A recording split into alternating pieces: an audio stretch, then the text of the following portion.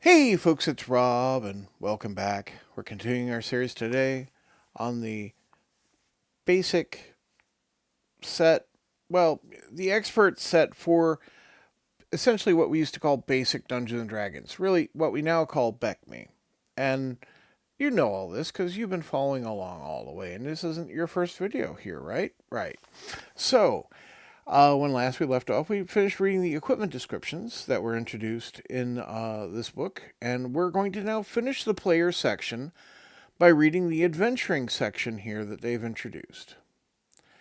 And then from there, well, it's into the Dungeon Master section of this book, which is actually really the majority of the book. So let us begin. Adventuring. In the Dungeons and Dragons basic rules, your characters could travel directly to the dungeon without difficulty or danger. But now dangers await the wilderness, and you must make more choices before adventuring.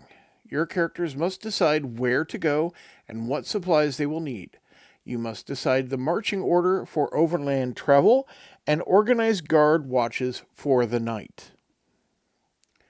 Frankly, this stuff's pretty common, but this was new for the rule set, right?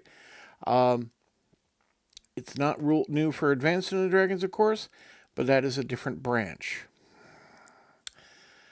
Starting out, before journeying into the wilderness, use the following guideline to organize the party and plan the journey.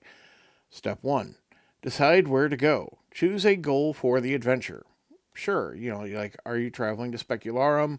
Are you going to the dungeon? Are you traveling to the Great Rock? Whatever, right? 2. List the needed supplies. Prepare the party for the journey to the goal. So, what will you need to get there? 3. Equip the party. Buy the equipment you will need as a group to reach the goal. So, rations, any special supplies you might need, certainly a quantity of torches or lamp oil, that kind of stuff. 4. Set a marching order. Arrange the characters to face combat and surprise situations. So this is your default traveling order, right? Should you be surprised? Should you be effectively caught off guard? Mapping. You should make a map of the areas you explore. Use hex paper to map instead of graph paper used in dungeon exploring. You can normally map only the hexagon through which you pass, but this may vary with terrain as one can see farther on top of a mountain than in a valley. As your characters move through each hex of wilderness, you will discover general terrain features, forest, mountain, lakes, etc., and signs of civilization, roads, cities, castles, farms, and the like. You will not learn anything about local residents unless you stop and spend extra time there. So, you see a village, do you go to it? You see a road. What do you do? Do you react, right? You encounter a farm. Do you bother anyone on that farm or do you just pass it by, right? It's functionally beginning to describe a hex crawl, which is a later concept, really. But it's kind of there also in Isle of Dread. Um, we'll get there. We'll get there. It's going to be a while, but we'll get there. Becoming lost. Unless the party is following a known path or moving along a river or coastline or towards a visible terrain feature, they may become lost. I will also say following a road. Obviously, you're going to follow the road unless some particular nature of the road causes it to disappear. The road would likely just end, though, for the player's perspective. You will discover this as you move. Oh, and obviously this is discounting any special like spell effects or anything. The DM will keep track of your actual position and direction of movement. If lost, you may try to find the right direction, backtrack, or find recognizable terrain features. Scale. Unlike dungeons, the basic measure of wilderness distance is the yard. 1 yard equals 3 feet, for those of you not in the U.S. customary system. In the wilderness, it is easier to move quickly. There is more open terrain, the lighting is better, and less caution is necessary. The dungeon movement rate number is also used for outdoor movement, but the number reads as yards instead of feet. For example, a character who would move 90 feet per turn in a dungeon could move 90 yards per turn outdoors. The distance moved in a combat round is also read as yards.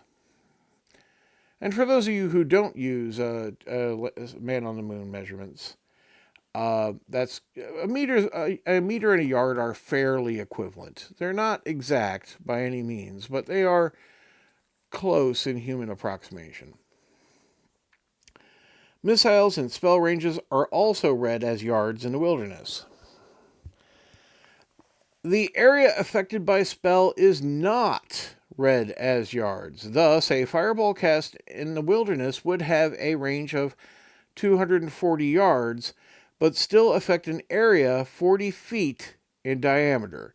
That'll get a little complicated for you to figure out, but I'm certain you can handle it with modern, everyone has a calculator now. You didn't have to work this out by math and looking up the conversion table from the Encyclopedia Britannica anymore. Movement rates. To find the distance traveled in a day, divide the normal movement rate per turn by 5. The result is the number of miles traveled in a normal day. For example, a man who moves 90 feet per turn in a dungeon can travel 18 miles in a day. 90 divided by 5 is 18. The slowest movement rate in a party determines the distance traveled by a party. If characters are mounted, movement is calculated in the same manner. For example, if all characters are riding lightly encumbered war horses, 180 feet per turn, the party may cover 36 miles per day. 180 divided by 5 equals 36. Terrain, the features of the land being explored, affects the rate of travel. Though it makes no difference to the combat round or the 10-minute turn, the terrain may increase or decrease the number of miles moved per day.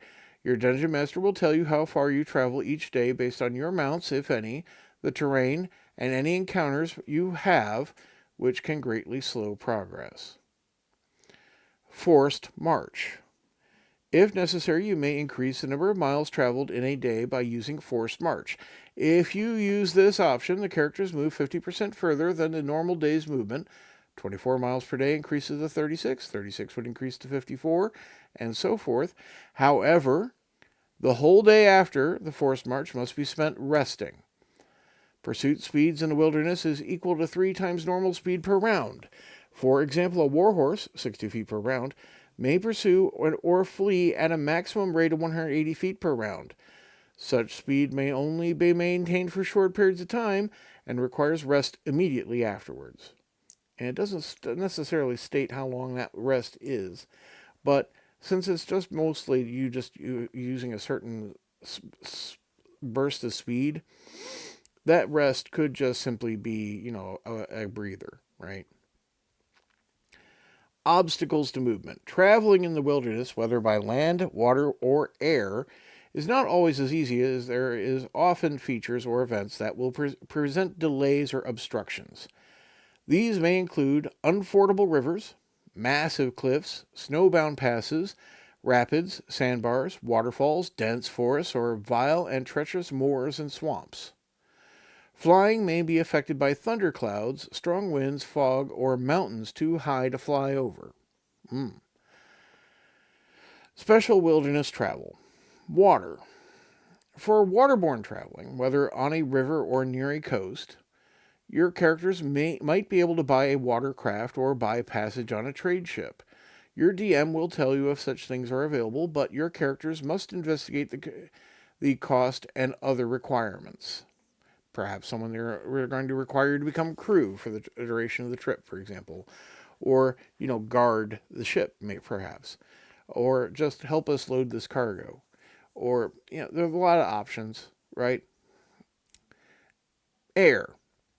Some characters may gain the ability to fly using magic items or spells. You might even be lucky enough to get a flying mount, such as a hippogriff or a pegasus. Air travel is easier and faster than other types. When flying, the character may travel twice the normal distance per day. For example, a broom of flying moves at 240 feet a turn with one rider, or 96 miles a day. Furthermore, terrain can often be ignored. Yeah, because you're flying over it, right? Food. Be sure to bring enough standard or iron rations for everyone's use for the whole trip, plus up to 50% extra.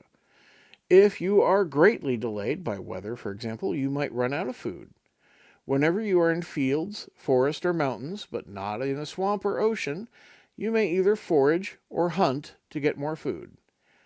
Foraging. Your characters may forage while traveling by slowing their movement rate to 2/3 normal. You cannot forage while in a forest march. Forage food includes nuts, berries, and possibly small game. You usually have a 1 in 3 chance of finding enough food to survive. Your DM may modify this due to terrain and will make all the necessary rolls. Hunting.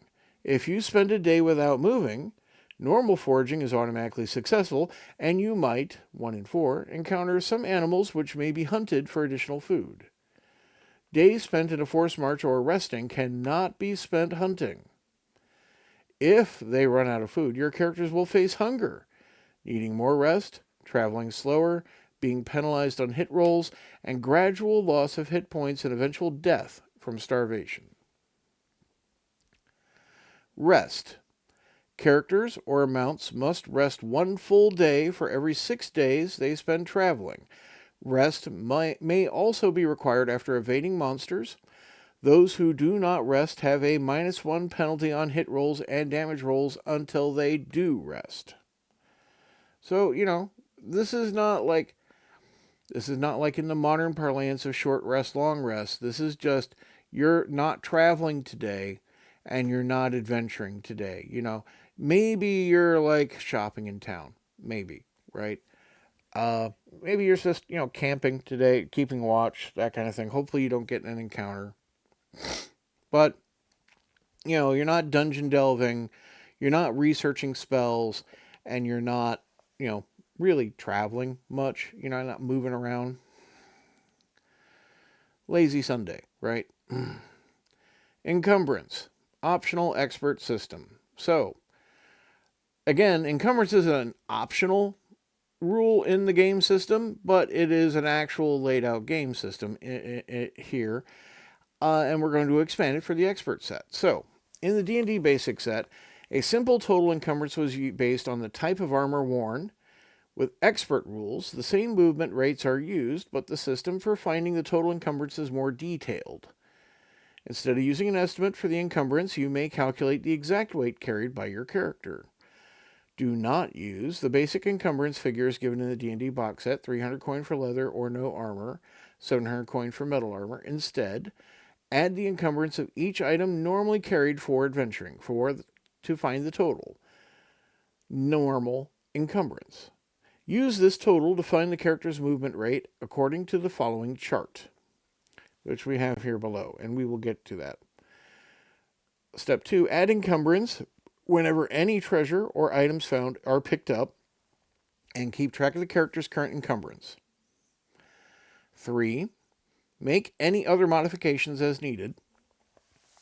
That is, when special items are purchased or carried, or when certain items are left home unused on a particular adventure.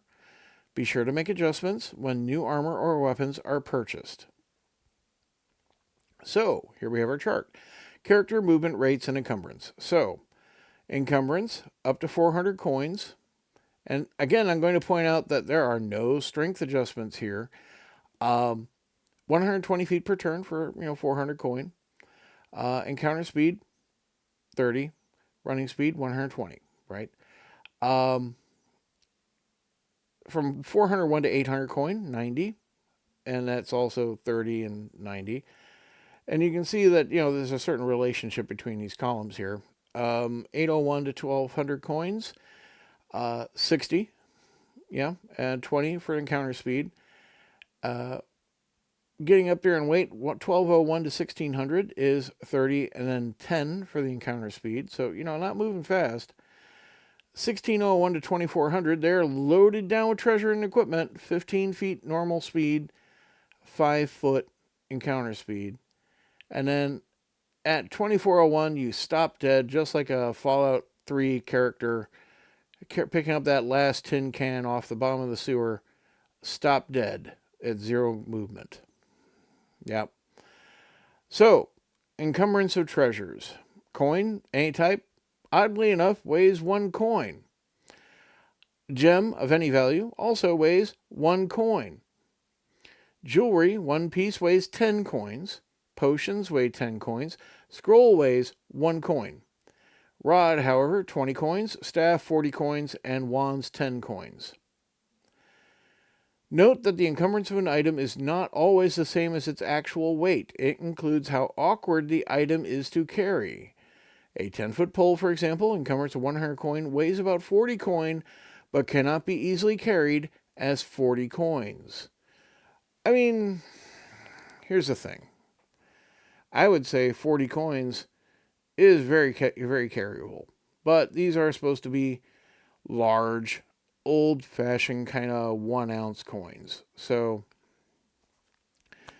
the encumbrance is basically up to 40 pounds, right, at 120 for that first tier. Then 40 to 80, 80 to 120 pounds, 120 to 160 pounds, and 160 to 240 pounds. Now, if you're carrying 240 pounds around, yeah, you're going to be pretty well slowed down, which is what this carry reflects.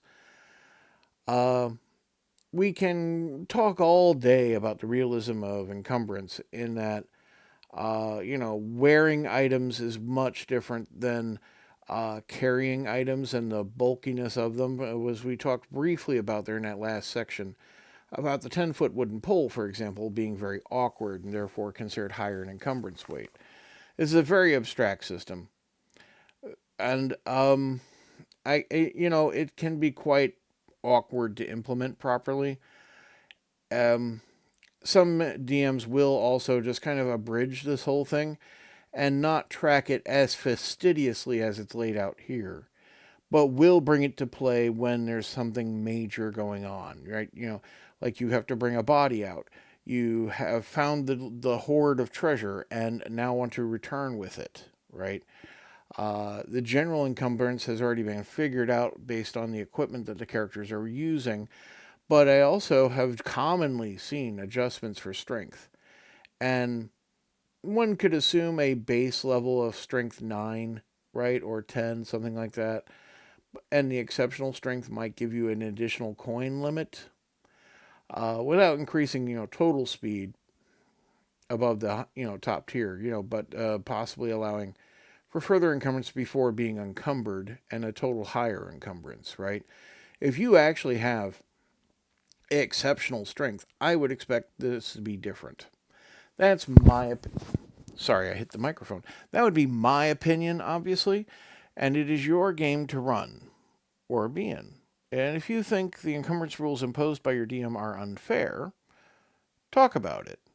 But in the end, he's running the game if you're just playing, right?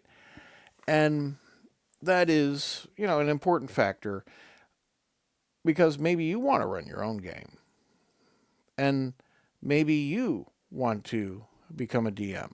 Well, may I say, welcome aboard. That's how many players ended up running games because they wanted to do it their way.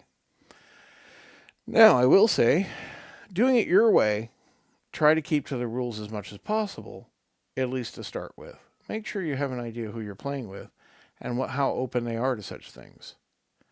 Because coming right up, Dungeon Master section. If you play but do not DM, stop reading here.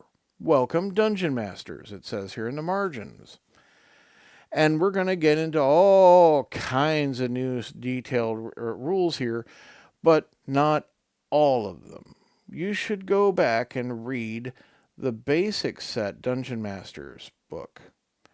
And I have a series of videos on that, which you can find here on YouTube for the Red Box set. And we go through all of it, barring the included adventure, which you can modify. I decided to leave that out as functionally it was a very kind of spoilery, and it's fun. And I want you to have your own opinions about how you fill out your dungeon and do things, right, if you're going to use that. But we'll stop here, and we'll rejoin us here next time. Thank you ever so much for your time and attention. I hope you're having an excellent day. Thank you again. Goodbye.